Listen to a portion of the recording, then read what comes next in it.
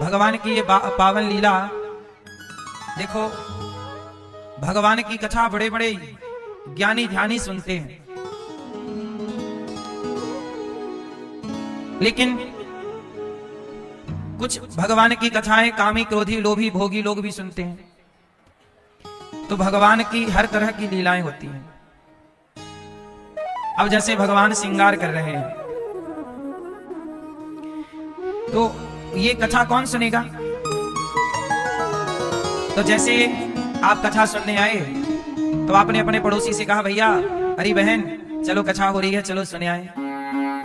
तो उसने कहा कि देखो कथा में तो ज्ञान की बातें हैं, भक्ति की बातें हैं, त्याग की बातें हैं, लेकिन हम तो देखो अपनी पत्नी से बहुत प्यार करते हैं, अपने पति से बहुत प्यार करते हैं, और हम अपने पत्नी और पति के साथ ही समय बिताना चाहते हैं, हम कथा में नहीं जाते। तो आप उनको कह सकते हैं कि सुनो, पति पत्नी का जो प्रेम है, पति पत्नी के बीच का जो प्रेम है, वह प्रेम की कथा भी भागवत जी में है। क्यों? ताकि वो लोग भी कथा सुने जिनको ज्ञान से भक्ति से कोई लेना देना नहीं है, जो सांसारिक प्रेम में उलझे हुए हैं, वो भी ये कथा। जब राम जी सीता माँ को श्रृंगार कर रहे हैं, बोलो हाँ, जब श्याम सुंदर राधा रानी का श्रृंगार कर रहे हैं, अब बताओ कोई तपस्वी साधु आदमी, अब साधु आदमी ये कथा सुन के क्या करेगा कि भगवान राधा जी के पांव में पायल पहना रहे हैं, भगवान कानों में झुमका पहना रहे हैं। ये कथा साधु के मतलब की नहीं है। क्यों है? क्योंकि यहां तो श्रृंगार है ना पत्नी का। ये तो पति पत्नी वाले तो गृहस्थाश्रम वाला मैटर हो गया ना। साधु को इस कथा से क्या लेना कि राम जी सीता जी को गले में हार पहना रहे हैं और श्रृंगार कर रहे हैं, और श्याम सुंदर राधा रानी के श्रृंगार में लगे हुए हैं। राधा रानी श्याम सुंदर की गोद में बैठी हैं और श्याम सुंदर राधा जी को टुकुर टुकुर देख रहे हैं। अब आप कहोगे कि भगवान इस तरह की लीला, सुनो, साधु लोग अपनी साधना में लगे हैं तो उनके लिए त्याग की बातें बता दी शास्त्रों में, ऐसे त्याग, ऐसी भक्ति, ऐसा ज्ञान, आप इसको फॉलो करो। लेकिन जो आदमी भोगी विलासी है तो वो भी भगवान से अछूता ना रह जाए, इसलिए भगवान की, अब मैं आपको एक कथा सुना दूं तो आप, मैं आपको सुना नहीं सकता लेकिन समझा सकता हूं हल्का सा।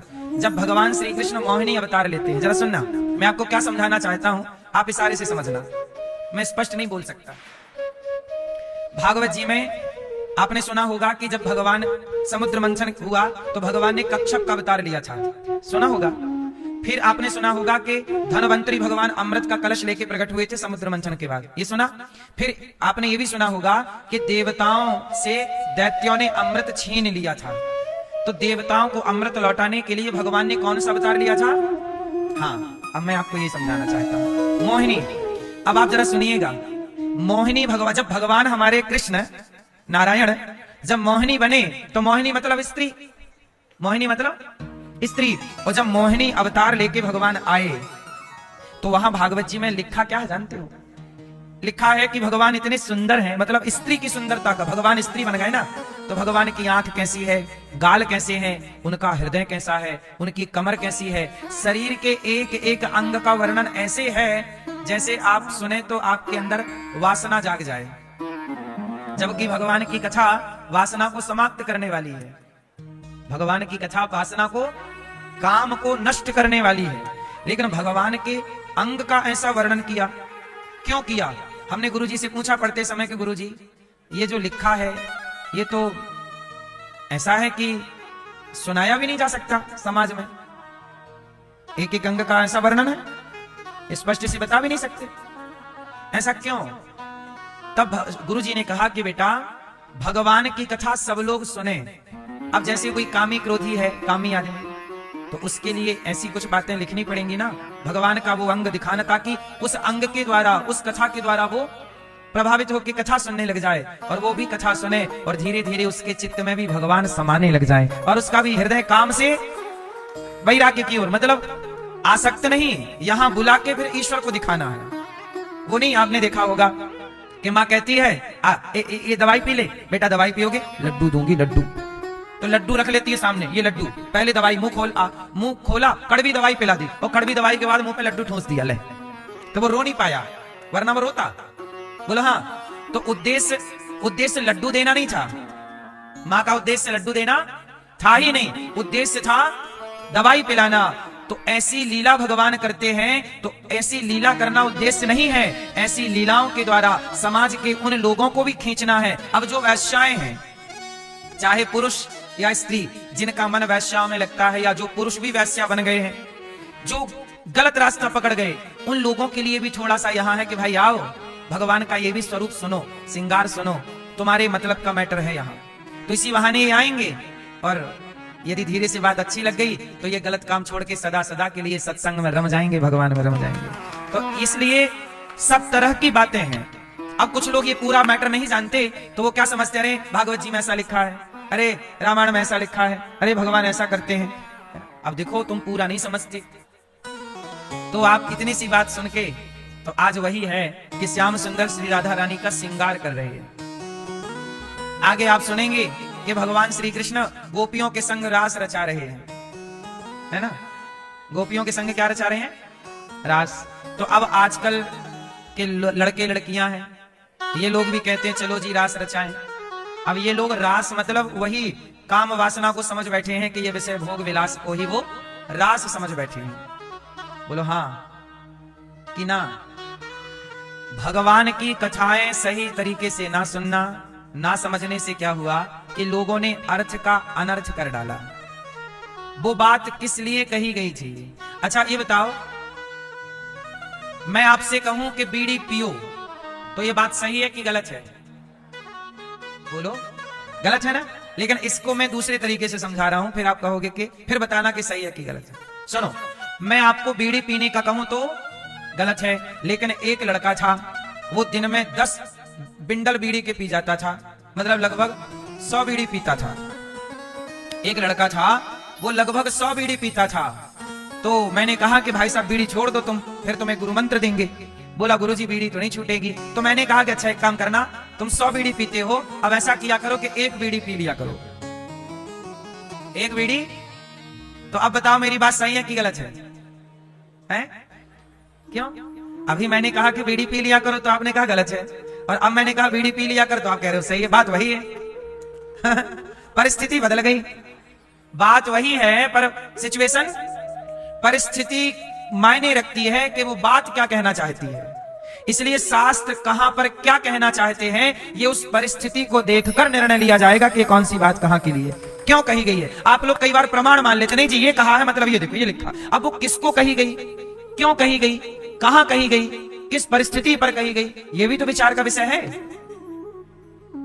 तो जो 100 बीड़ी पीता है उसे ये बात इसलिए कही गई है कि तू एक पी लिया कर, ताकि एक पिएगा तो धीरे धीरे वह एक भी छूट जाएगी। इसका मतलब ये नहीं है कि मैं आदेश दे रहा हूं कि एक बीड़ी तो पीनी ही चाहिए, वरना अब इसे आधा कोई सुने तो कह ली गुरुजी ने कहा कि एक बीड़ी पीनी चाहिए, तो ना पीने वाला भी शुरू कर दे, तो वो बात का अर्थ का अनर्थ हो गया। क्यों भैया? वो अर्थ का क्या हुआ? ये बात उनके लिए कही गई थी जो 100 बीड़ी पीते थे, उनके लिए ये बात नहीं है जो एक भी आप तो एक भी नहीं पीते, तो आपको ये बात बिल्कुल नहीं है कि तुम एक बीड़ी पी लिया करो। लेकिन जो 100 पीता उसके लिए बात है कि एक पिया कर भाई तो 99 छूट जाएगी। तो कई बार शास्त्रों में ऐसी बातें कही जाती हैं कि जिनका आप परिस्थिति के बाद ही डिसीजन ले सकते हैं। अब हमारे देश में क्या है कि कुछ लोग ऐसे हैं कि परिस्थिति का उन्हें ज्ञान है नहीं, शास्त्रों को पढ़ते नहीं। अब जैसे मैं आपको रामचरितमानस की एक चौपाई के बारे में जरा समझा दूं, उस पर बड़ा विवाद करते हैं लोग। क्यों? क्योंकि जानते नहीं ना। अब जैसे आपको एक चौपाई में बताऊं जिस पर संसद में विवाद हुआ, कुछ सांसद हमारे देश के रामचरितमानस की पन्ने फाड़ रहे थे, जला रहे थे। क्यों जला रहे थे? मूर्ख, पढ़ते लिखते हैं नहीं, समझते हैं नहीं, जला दिए। अरे पगले, पढ़ भी तो लेते। चलो मैं एक चौपाई बोल रहा हूं, आपको भी पता होगी, उस पे बड़ा विवाद होता है। चौपाई क्या है? ढोल गवार शूद्र पशु नारी, सकल ताड़ना के अधिकारी। ये चौपाई है। ढोल गवार शूद्र पशु नारी, सकल ताड़ना के, ढोल गवार शूद्र पशु और नारी, सकल ताड़ना के अधिकारी। भैया 10वां वाले भैया, क्या अर्थ हुआ इस चौपाई का? बगल वाले भैया, आप भी नेता बन जाओगे तो फिर आप भी फाड़ोगे, क्योंकि आपको पता ही नहीं। इसलिए कहता हूं सनातनी होना, सनातन के बारे में जानना जरूरी है। नहीं जानोगे अब ये नेता वही हैं जो जानते वानते कुछ नहीं है, नकल करके पास हो गए, लो फाड़ रहे हैं। आप भैया बताओ, नहीं आप बताओ, नहीं आप बताओ, आप भैया हम ना बताए भी, काहे ने बताए हो भैया, तुमने बताए हो, बताओ।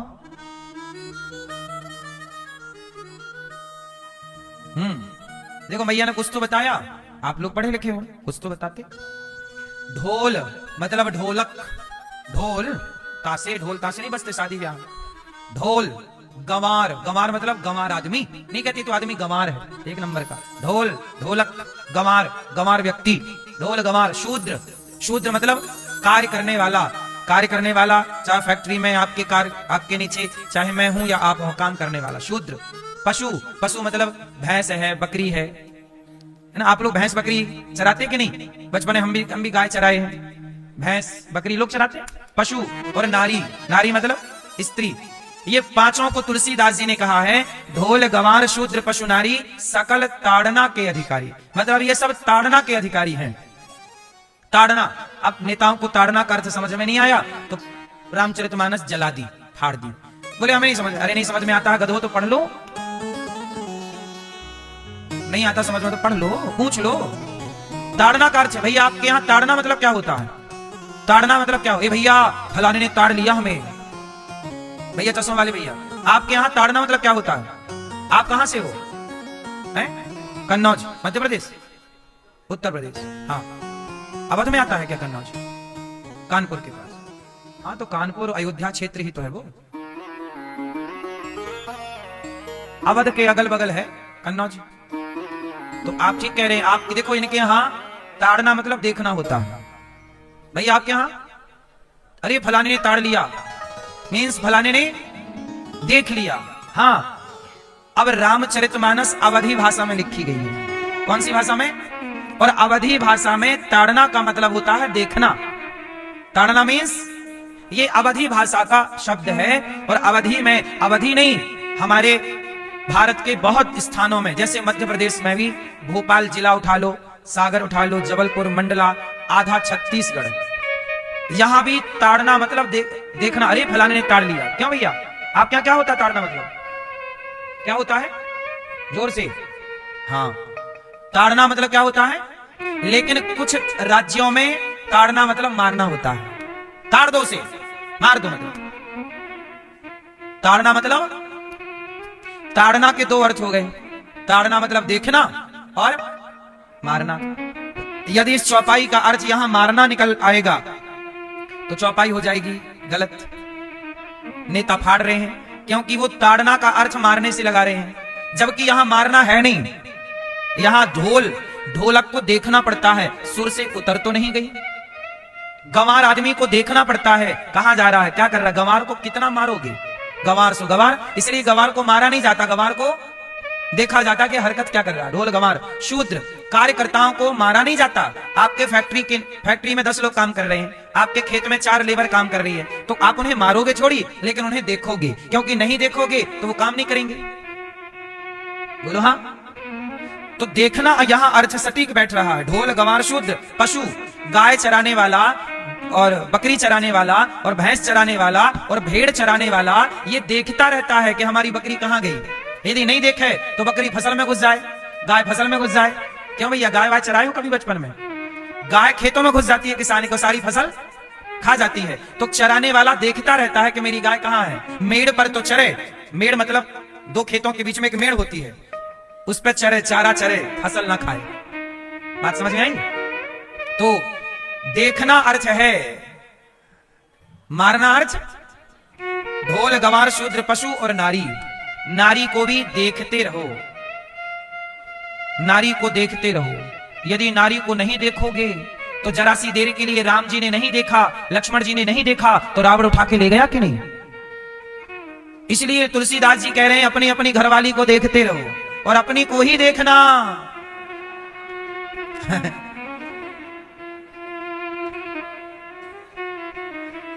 आप काहे हंस गए? है?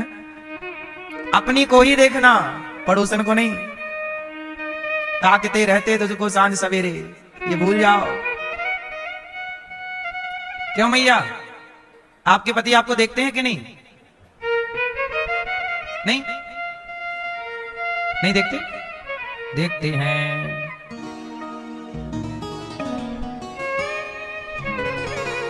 मैया, आपके कहां गए पति? अब वहीं से देख रहे होंगे। मैया, आपके देखते हैं आपको? नहीं? तो तुलसीदास जी कह रहे हैं पत्नी को देखते रहो। पत्नी को, अपनी वाली को देखो और किसी को। तो ढोल गंवार शूद्र पशु नारी, इनको क्या करना है? देखते रहना। इनको यहां ताड़ना का अर्थ यहां मारना नहीं होगा। यदि आपने अर्थ मारना कर दिया तो फिर पत्नी को मारते रहो, नारी को मारते रहो, पशु को मारते रहो, अर्थ हो जाएगा गलत। तो तुलसीदास जी का तात्पर्य यहां है कि इन्हें देखना है, ये नीति की बात है। लेकिन अब कुछ लोग नहीं समझते, वो कहते नहीं ताड़ना लिखा है मतलब मारना होगा। अरे ताड़ना मतलब यदि मारना है कहीं अर्थ, तो ताड़ना मतलब देखना भी है। और जिस भाषा में रामचरितमानस लिखी है उस भाषा पे जाना पड़ेगा आपको, और अवधि में देखना होता है। जैसे सन मतलब सूर्य भी होता है, सन मतलब पुत्र भी होता है, दोनों सन है। लेकिन अब यहां ये देखना पड़ेगा कि पुत्र के लिए बोला जा रहा सेंटेंस के सूर्य के लिए, तो वहां पे दोनों का अर्थ बदलेगा ना। उच्चारण एक है, स्पेलिंग अलग अलग है, उच्चारण एक है। बस वही कहना है कि यहां भी उच्चारण एक है, ताड़ना, पर अर्थ उसके अब अर्थ दो हैं, तो समझ में नहीं आने से लोग अर्थ का क्या कर देते हैं? अनर्थ। तो मैं आपको यही समझा रहा था कि बीड़ी पीना ये बात कहना गलत है, पर बीड़ी पीना ये बात कहना परिस्थिति के अनुसार, कई बार वो बात जहां छोड़ने के भाव से कही जाए वहां सही बैठती है। तो ये परिस्थिति पर निर्भर करती है। इसलिए शास्त्रों के गहरे अर्थ को समझना है तो लंबा सत्संग करोगे और गुरु चरणों में बैठोगे तब शास्त्रों के मर्म को समझोगे। ऐसे नहीं समझ पाते, ऐसे शास्त्र हमारे समझ में नहीं आते। इसलिए कहता हूं सत्संग करिए। रास क्यों रचाए भगवान, ये तुम्हें समझ में नहीं आएगा, सत्संग करो समझ में आएगा। रास का अर्थ क्या है ऐसे समझ में नहीं आता।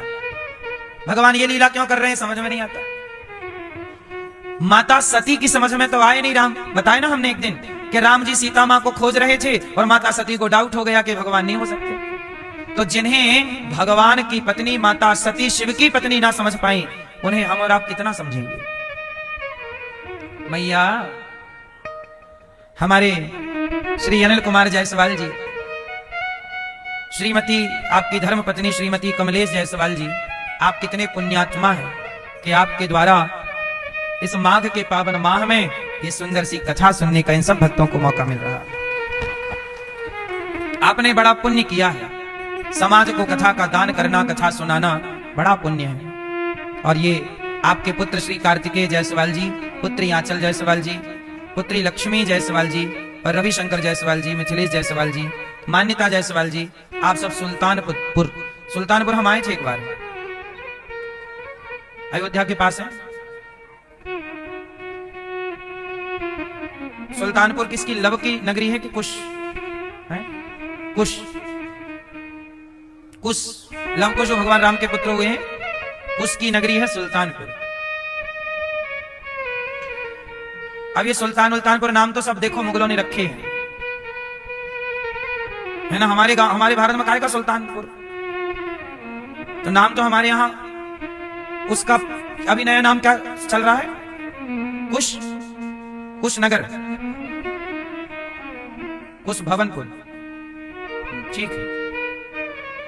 तो ये बड़ी अच्छी बात है कि वह कुश जी की नगरी है, मतलब ये राम की नगरी है एक तरह से, राम के पुत्र। साथ ही हमारे श्री रामकृष्ण राज जी, इनकी मौसी सविता मरकाम जी और भाई दीप मरकाम जी पूर्वा छत्तीसगढ़ से आप पधारे हैं और आप भी अपने पितरों के कल्याणार्थ भागवत की सुंदर सी कथा का आयोजन करा रहे हैं। सब पर कृपा हुई भागवत जी की, आपके एक प्रयास से सबको भागवत सुनने को मिल गई। आपके पूर्वज तो सब तृप्त होंगे ही, इन सबको सुनाने का भी पुण्य आपको मिलेगा। कल आपने सुना कि भगवान कृष्ण प्रकट हो गए। कहां प्रकट हुए? मथुरा में, देवकी मां के यहां, वसुदेव जी के यहां। वसुदेव जी भगवान को लेकर चले, जेल के ताले पहरेदार सब बंधन से मुक्त हो गए। वसुदेव जी आजाद होके चल पड़े। देखो भगवान को लिए तो हर बंधन से मुक्त हो गई। यही जीवन का सार है कि जो अपने चित्त में, अपने हृदय में भगवान को स्थापित करता है, वह संसार के हर बंधन से मुक्त हो जाता है। भगवान की कथा बंधन से मुक्त करने वाली है। भगवान की कथा किससे मुक्त करती है? बंधन से। यदि बंधन से मुक्त होना है तो भगवान का आश्रय लीजिए। अब भगवान का उत्सव चालू हो गया ब्रज में। पूतना मौसी आ गई। पूतना लोक बालघिनी राक्षसी रुधिरासना जिघांसया पहरे स्तनम दत्वापसद्गतिम्। पूतना, पूतना नाम की एक राक्षसी है। पूतना लोक बालघिनी राक्षसी, एक पूतना नाम की राक्षसी है। वो खून पीती है। क्यों भैया, आप लोग खून तो नहीं पीती हो? सास कह रही थी एक दिन आपकी कि बहू ने पूरा खून पी लिया।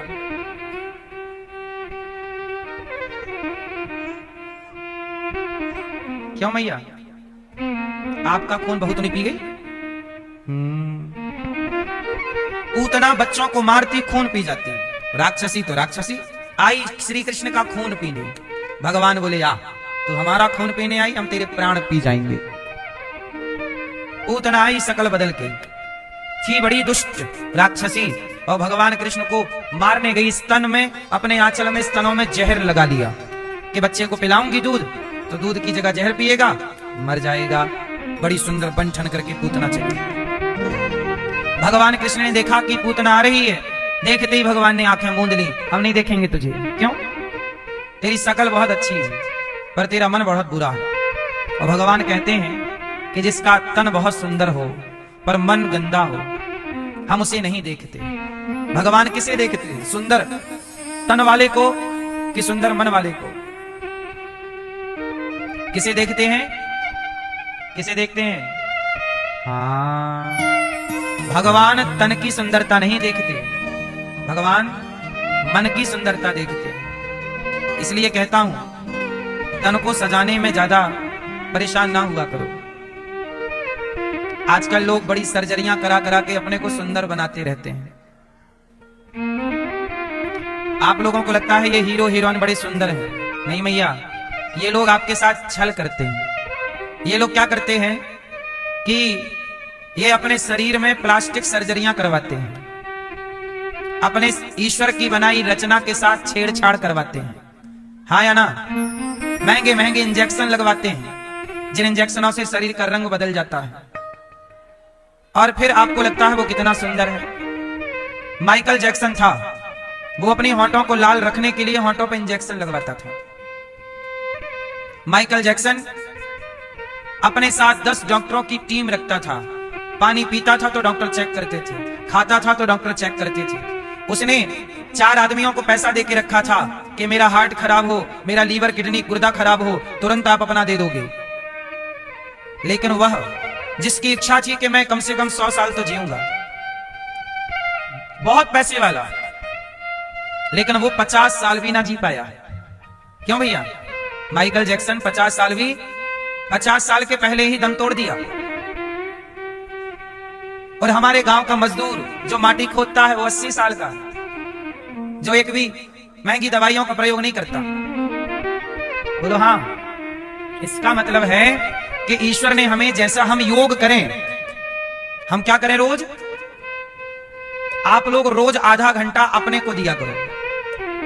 यदि आप रोज योग करेंगे तो आप लंबे समय तक जवान रहेंगे और जब मरेंगे तो गहरी गंभीर बीमारियों से नहीं मरेंगे।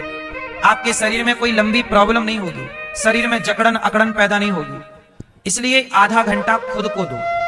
सवेरे रोज योग किया करो, आधा घंटा, हो सके तो 1 घंटा। अनुलोम विलोम थोड़ा कर लो, प्राणायाम, भस्त्रिका कर लो।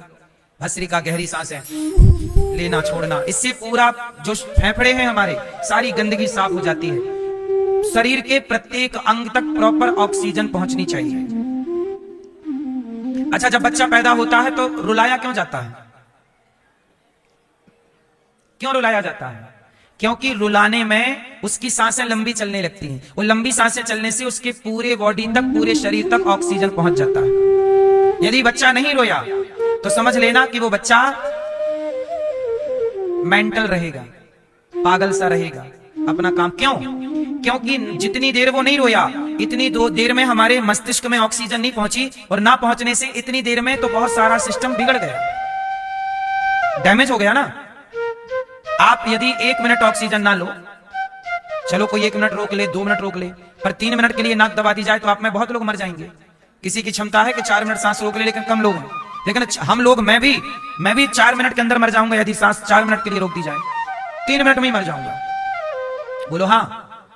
ऐसे ही बच्चा जब नहीं रोता तो उसके ऑक्सीजन जानी बंद हो जाती है। तो उतनी देर में यदि 1 मिनट भी नहीं रोया तो 1 मिनट में ये समझिए कि उसका सिस्टम मरने लग जाता है, मस्तिष्क का, जिससे हम चलते हैं, फिरते हैं।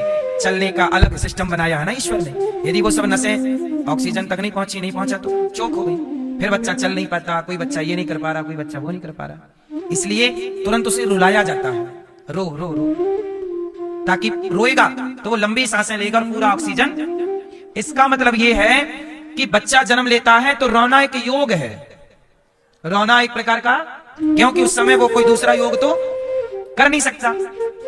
इसलिए डॉक्टर से उल्टा पांव पकड़ लेता है और लटका देता है उल्टा। बोलो हाँ। कैसे भी करके उसे रुलाया जाता, पीठ पे ऐसे मारा जाता है, ऐसे ऐसे ठोका जाता है, रोए जैसे तैसे, रोएगा मतलब स्वस्थ, सब ठीक है। नहीं रोया खतरा है उसे। बोलो हाँ।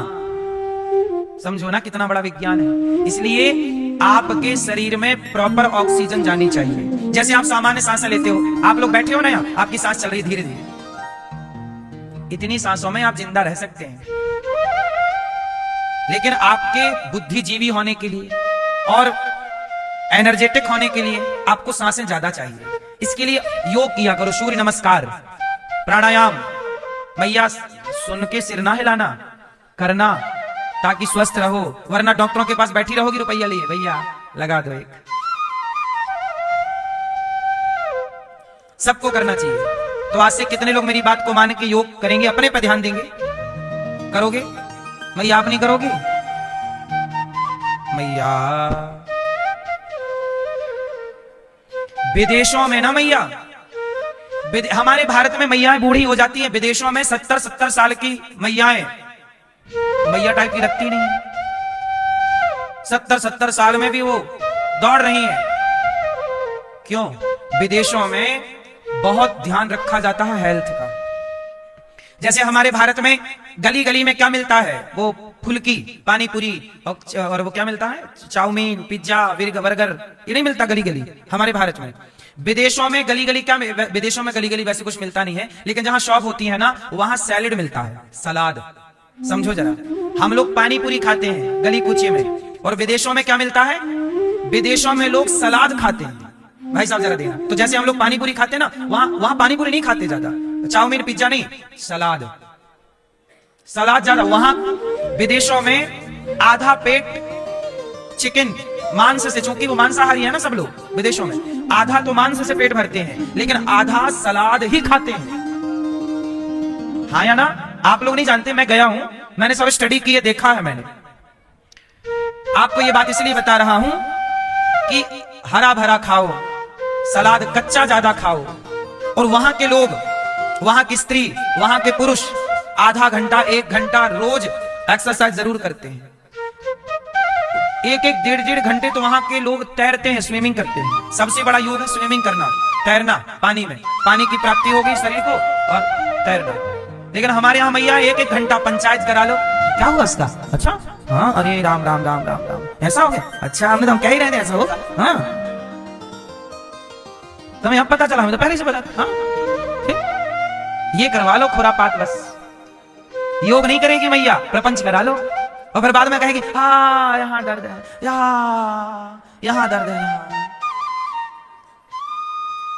योग करोगी तो सर्वाइकल नहीं होगा, योग करोगी तो सांस की बीमारी नहीं होगी। तो सांस लेने में दिक्कत जा रही है, सांस की बीमारी हो गई है। योग करो मैया, करोगी? योग करना, खाना पीना अच्छा करो।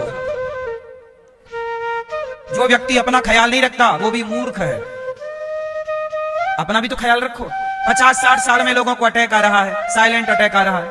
खाए समोसा खा के सो गए तो अटैक आएगा? समोसा तुम खाते हो, समोसा कोई खाने की चीज है?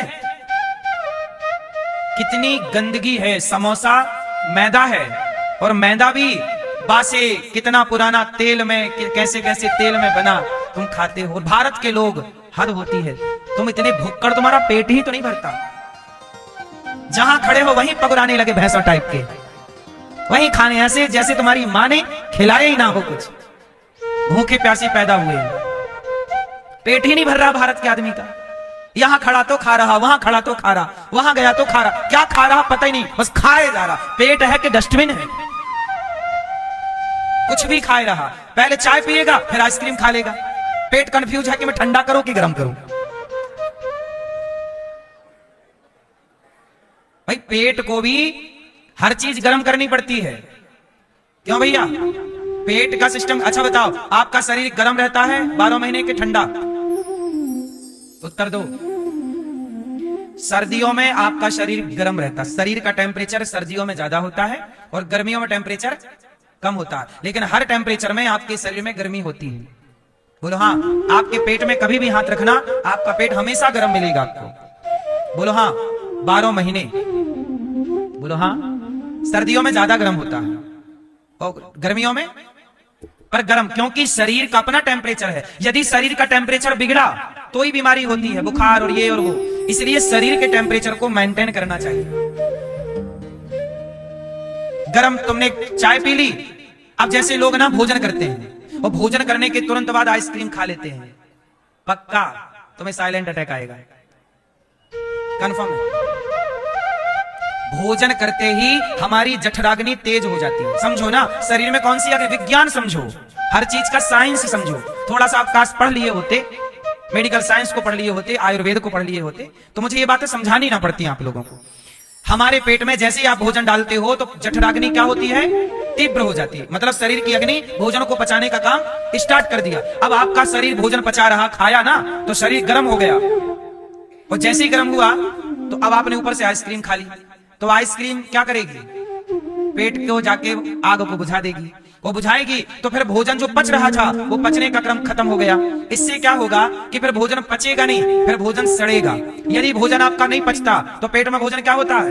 सड़ने लग जाता है। या तो पचेगा या तो सड़ेगा। और भोजन सड़ा तो वो लाख बीमारी पैदा कर देता है। फिर वही आप लोग गैस की बीमारी, एसिडिटी, ये और वो फलाना। इसलिए कहते हैं कि भोजन के तुरंत बाद पानी भी नहीं पीना चाहिए। भोजनांते विषम बारी, शास्त्र मना करते हैं कि भोजन के तुरंत बाद पानी जहर होता है। हाँ, भोजन के बीच बीच में एक एक घूंट पानी पी सकते हैं आप।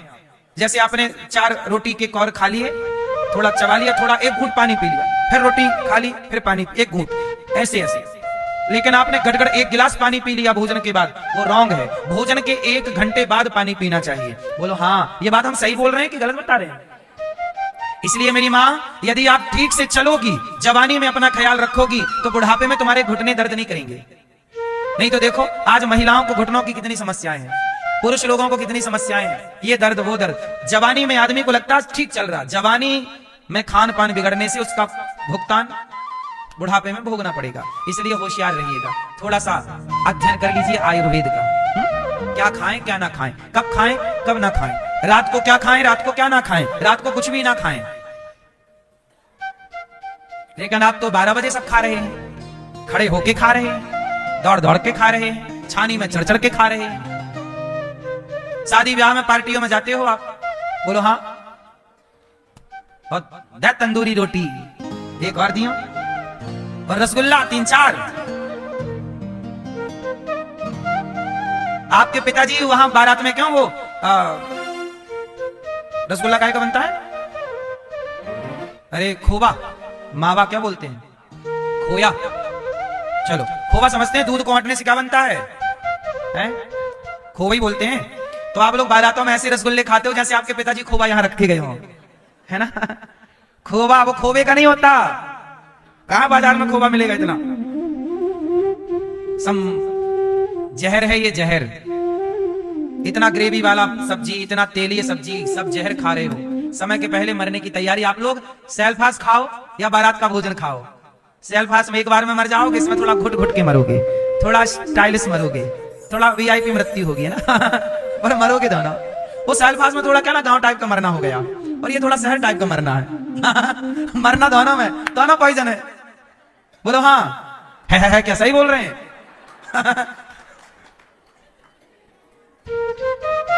तो कौन सा मरना पसंद करोगे, गांव वाला शहर वाला? दोनों नहीं मरना, बिंदास अपना भजन करो, सात्विक, जितना सात्विक उतने फिट। तो भगवान पूतना मौसी को मारने के लिए जहर पिलाने लाई, भगवान को उठाई। अच्छा, भगवान ने देखा नहीं पूतना को, क्योंकि पूतना का तन बड़ा सुंदर, मन सुंदर नहीं। और भगवान किसे देखते हैं? जिसका, हाँ, इसलिए कहता हूं श्रृंगार करना है तो तन को नहीं, सजाना है तो तन को नहीं। भगवान ने जैसी रूपरेखा बनाई है, दूसरों को मैंने यही कहा कि आप हीरो हीरोइन को ना देखा करो, क्योंकि उनका जो शरीर है वो कृत्रिम शरीर है, रियल शरीर नहीं है, वो बनाया गया शरीर है। हमारे को ईश्वर ने जैसा दिया है, हम खुश रहें, छेड़छाड़ ना करें, क्योंकि मौत सबकी होनी। तुम कितना भी पैसे वाले हो, कितना भी कर लो, 100 साल से ज्यादा कोई ना जिएगा, क्यों मेरी मां? इसलिए पूतना मौसी की तरह तन को नहीं सजाना, मन को सजाना है। पूतना मौसी ने उठाया, दूध पिलाया, दूध में जहर था, जहर पिया, दूध पिया। भगवान ने कहा कि अब थोड़े प्राण भी पी लेते हैं, प्राण पीने लगे। पूतना चिल्लाई, बालक छोड़ दो, छोड़ दो। भगवान बोले मौसी जी हम जल्दी से पकड़ते नहीं, और पकड़ लेते हैं तो फिर कभी छोड़ते नहीं। पकड़ लिया, प्राण पी गए, पूतना धड़ाम से नीचे गिरी। जब पूतना गिरी, गोविंदाय नमो नमः, मर गई। वो जब मरी, नंद बाबा कंस का कर चुका के लौटे तो देखा बड़ा शरीर था। पूतना के शरीर को काट काट के चिता बनाई, ढेर सारी आग लगाई, तो शरीर से सुगंध निकल पड़ी। क्यों? पूतना पापनी तो, अच्छा बता, पूतना पापनी है कि पुण्यात्मा है? जोर से, क्या है? पापी है। कितनी, देखो भगवान को मारने आई, लेकिन पापी पूतना को, पापनी इस पूतना को भगवान ने, चूंकि भगवान के करीब आई, भगवान का स्पर्श किया, तो जैसे लोहा पारस का स्पर्श कर ले तो लोहा सदा के लिए सोना हो जाता है, ऐसे पापी से पापी भी यदि भगवान के सन्मुख आ जाए तो वह परम पुण्यात्मा हो जाता है। सन्मुख हो ही जीव मोहि जबहि। जिस समय भगवान के सामने आकर पूतना आई, चलो भले मारने के बहाने आई, पर आई तो भगवान के सामने, तो भगवान का स्वभाव है तारना, तो भगवान तो अपना काम करेंगे। आग में हाथ जान के डाल दो या धोखे से, आग का काम है जलाना। जहर जान के खाओ या धोखे से, जहर का काम है मारना। ऐसे ही जहर का काम मारना है, जान के खाओ या धोखे से वो मार देगा। ऐसे भगवान का नाम जान के जपो या धोखे से, भगवान का नाम तार देगा। ये तारने वाला है, वो मारने वाला। इसलिए कहता हूं भगवान का नाम जपा करो। क्या करोगे? भगवान का नाम जपो, काम करते रहो नाम, मन से गोविंद गोपाल गाते चलो। काम करिए और नाम जपिए। भगवान कितना भी बड़ा पापी हो, अहम त्वा सर्व पापेभ्यो, मैं तेरे सारे पापों को मुक्त कर दूंगा, तू मेरी शरण में तो आ। हम लोग ऐसे अभागे हैं, हम भगवान की ओर चलते ही नहीं। पूतना जैसी पापनी को उतार दिया मेरी माँ, तो आप जैसी पुण्यात्माओं को भगवान कौन सी गति देंगे, ये सोचो। न जाने कौन से गुण पर दयानिधि रीझ जाते हैं। यही सदग्रंथ कहते हैं, यही हरिभक्त गाते हैं। न जाने कौन से गुण पर दयानिधि रीझ जाते हैं। अब भगवान पूतना को उद्धार करके थोड़ा बड़े हुए, करवट बदले, शकटासुर आया, शकटासुर को भगवान ने मारा। तृणावर्त आया, बवंडर के रूप में भगवान ने तृणावर्त को मारा। फिर गर्गाचार्य जी आए और भगवान का नामकरण संस्कार करते हैं। भगवान के संस्कार कितने, देखो हमारे सनातन धर्म में कितने संस्कार होते हैं? कितने? 16। 16 संस्कारों में एक संस्कार है नामकरण संस्कार। गर्गाचार्य जी आए, मैया यशोदा तेरे लाला को संस्कार कर दो, नामकरण। हाँ बाबा कर दो। लाया को हमारी गोद में दे दे। गाय के गोबर से चौक लिपाई की, चौक पूरा, कलश जलाए, गौशाला में विधिवत पूजा की, और बड़े भाव से गर्गा पुरोहितो राजन यदो नाम सुमहातपा ब्रजम जगाम नंदस्य वसुदेव प्रचोदितः। अयम ही रोहिणी पुत्रो। यशोदा, ये जो आपके पुत्र हैं इनका नाम होगा, आपकी गोद में जो रोहिणी की पुत्र है इनका नाम होगा राम, पर बल अधिक होने से लोग कहेंगे बलराम, और इनका नाम होगा कृष्ण। कर्ष्यति कृष्ण। अब कृष्ण और बलराम नामकरण संस्कार हो गया।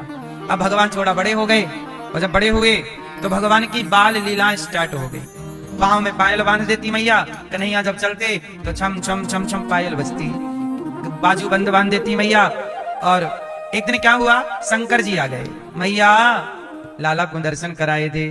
मैया बोली बाबा तेरी शकल तो बड़ी डरावनी है, इतने गले में सांप काहे लटका रखे। अच्छा मैया एक बात बताओ, ये शंकर जी के गले में कौन है?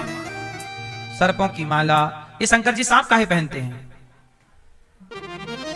दादाजी बताएंगे। पीछे वाले नाराज हैं क्या? बताओ, शंकर जी सांप काहे पहनते हैं? नहीं बताओगे, गुस्सा हो? दादाजी जा रहे हो? नहीं? अच्छा।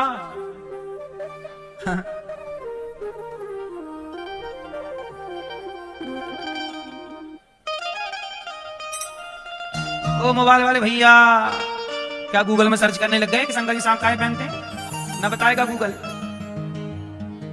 बताओ शंकर जी सांप काहे पहनते हैं? पूजा करते हो आप लोग शंकर जी की, वो पूजा करते हो, पर क्यों शंकर जी सांप पहनते हैं? पता ही नहीं क्यों पहनते हैं? हैं?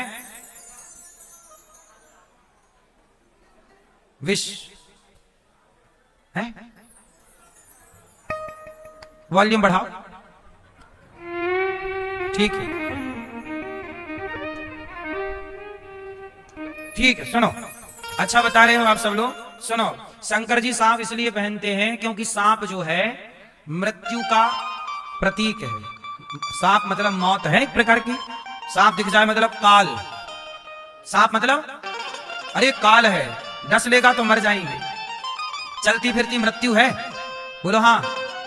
तो सांप मतलब काल, और काल को शंकर जी ने गले में टांग रखा है। शंकर जी बोलते हैं कि सारी दुनिया मौत से डरती है, लेकिन देख लो दुनिया वालों कि ये काल मेरे गले में लटका है। क्यों?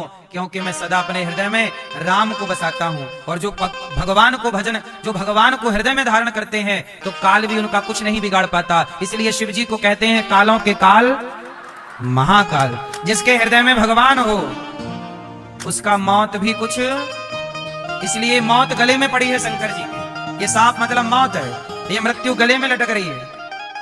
शंकर जी के हृदय में कौन है? सदा वसंतम हृदयार विंदे भवम भवानी।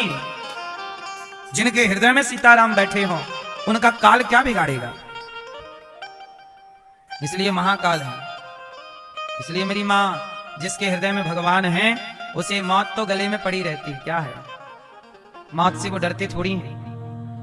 मौत से वो डरे जो ईश्वर से दूर है, जो भगवान के करीब हैं, चित्त लगा है भगवान में, उन्हें मौत से भयभीत होने की क्या जरूरत है?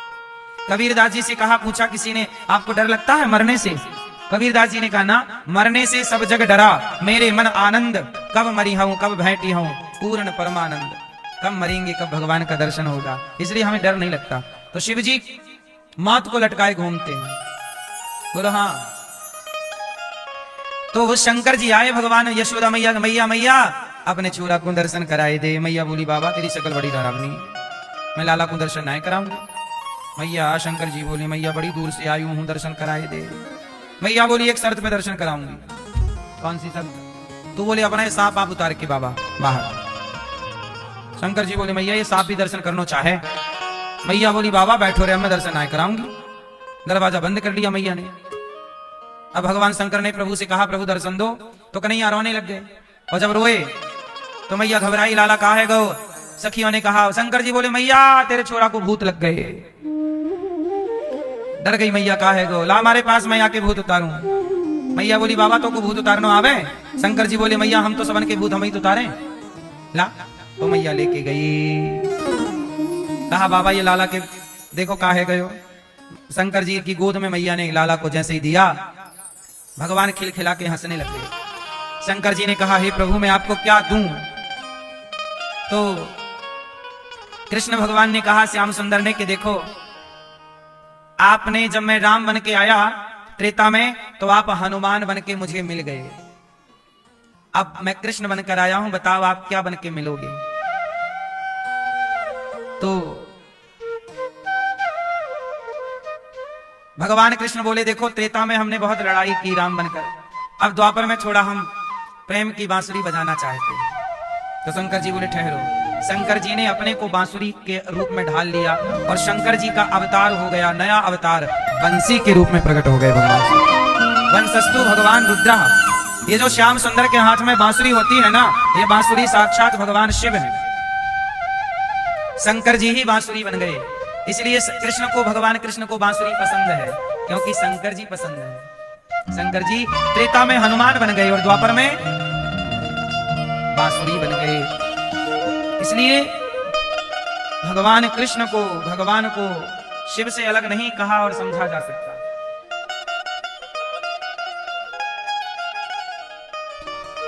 ये बांसुरी की बड़ी महिमा है ना। हाँ, वंशी ओ वंशी इतना बता तूने कौन सा पुण्य किया है, खुश होकर कान्हा ने तुझको हाथों में थाम लिया है। वंशी बोलो ना, बंसी बोलो ना, वंशी बोलो ना, वंशी बोलो ना।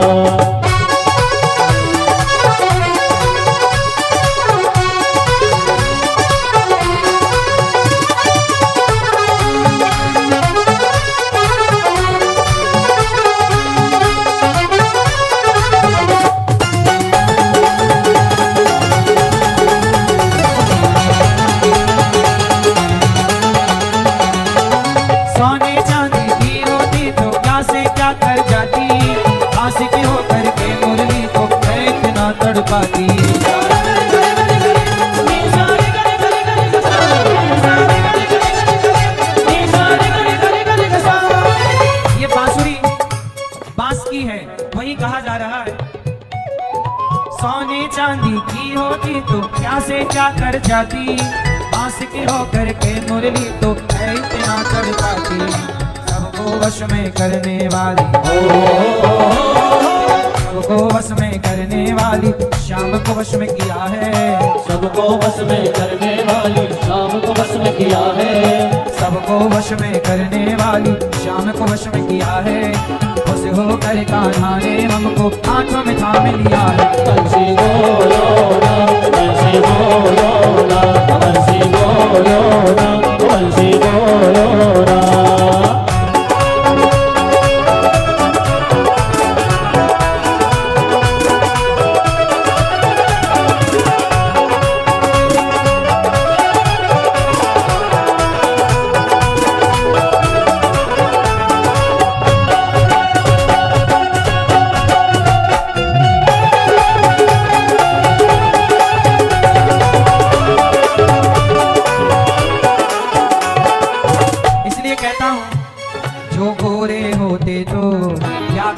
मनमोहन, जो गोरे होते तो क्या करते मनमोहन। जो भगवान गोरे हैं कि सांवले हैं? जो गोरे होते तो क्या करते मनमोहन, जो गोरे होते तो क्या करते मनमोहन। जब श्याम रंग पर ही, श्याम रंग पर ही, जब श्याम रंग पर ही, जब श्याम रंग पर ही दुनिया मर जाती है। जब श्याम रंग पर ही दुनिया मर जाती है। श्याम तेरी वंशी